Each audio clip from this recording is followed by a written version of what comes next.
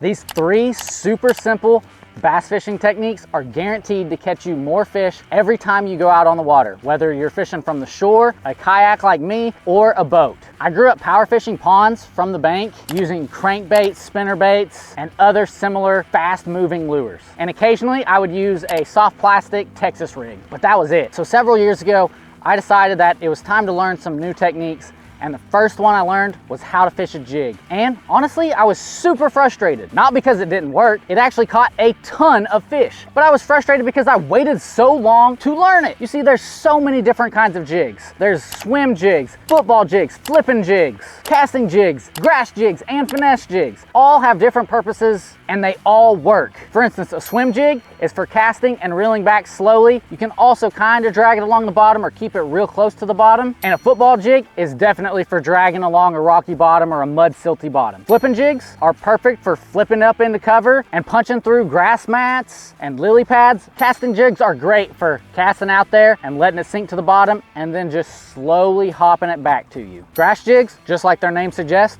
are great for fishing in the grass. They've got a conical shaped nose or head, and it helps cut through the grass a lot better so you don't get hung up, and you can get to those fish that are just in that thick, nasty grass that you can't catch with a crankbait or a spinnerbait even. And lastly, a finesse jig is perfect for cooler water or when the bass are just kind of finicky for that day. And using a finesse jig brings me to my next point. I interviewed a ton of pros at the Bassmaster Classic asking how to catch monster bass. I've got that video right here in the card you can click on and watch later. And most of them said use big lures, big baits to catch big fish, which makes total sense. A fish doesn't want to go after a bunch of little bait when it can go after one big bait and get its food for the week. However, when you're just trying to catch fish and you don't care about chasing your PB or winning a tournament, downsizing your gear is the best option to get more bites. What I mean by downsizing is using smaller lures, lighter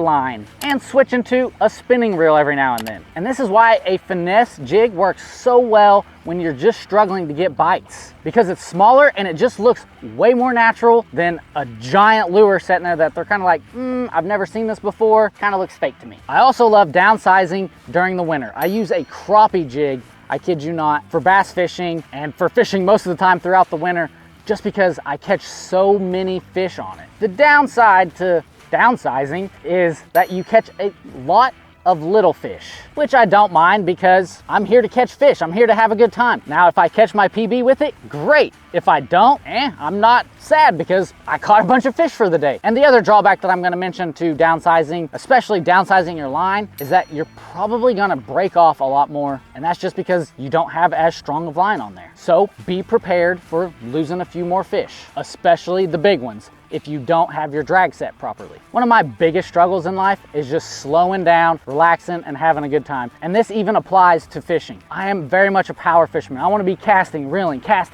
and catching fish all the time. But that's just not the case always. Sometimes the fish just don't want a moving lure and you've got to slow down and use soft plastics. Now, as I've matured in life and as I've matured in my fishing, I've come to understand this better, and I will slow down a lot more. Even though sometimes it's painstakingly slow, I've consistently caught more fish on the trips when I was struggling to get a bite and when others said the fish just weren't biting. Slowly dragging a Texas rigged soft plastic worm has saved my day countless times. I've also been dabbling with the Ned rig lately, and while I'm no master at it and it's still not my favorite lure, I've caught fish with it that I just wouldn't have otherwise. And I've even slowed down my retrieve with soft plastic flukes and swim baits, which has also led to a lot more catches. But the biggest benefit has come while fishing the wacky rig. You see, I used to cast it out, let it sink for just a second, and start popping back and reeling. And don't get me wrong, I caught fish doing this. But since I've started casting it out, let it sink all the way to the bottom, popping it off the bottom, letting it sink back down,